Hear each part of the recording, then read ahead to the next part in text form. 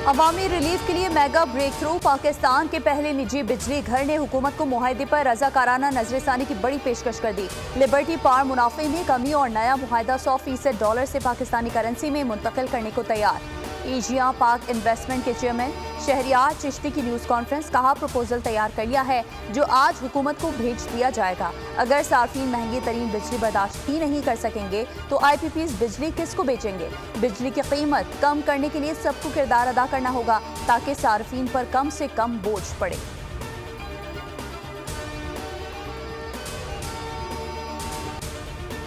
और हमने सियासत को गाली बना दिया है। हमें देखकर कोई सियासतदान नहीं बनना चाहेगा। हम बाहर जो सियासत करें वो हमारा मसला है, लेकिन ऐवान के अंदर हमें जिम्मेदारी का मुजाहरा करना होगा।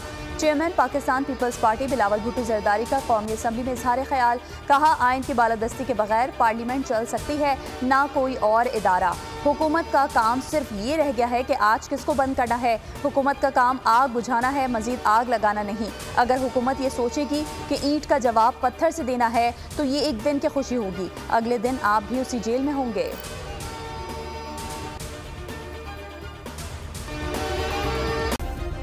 सब्सक्राइब करें और बेल दबाएं ताकि कोई खबर रह न जाए।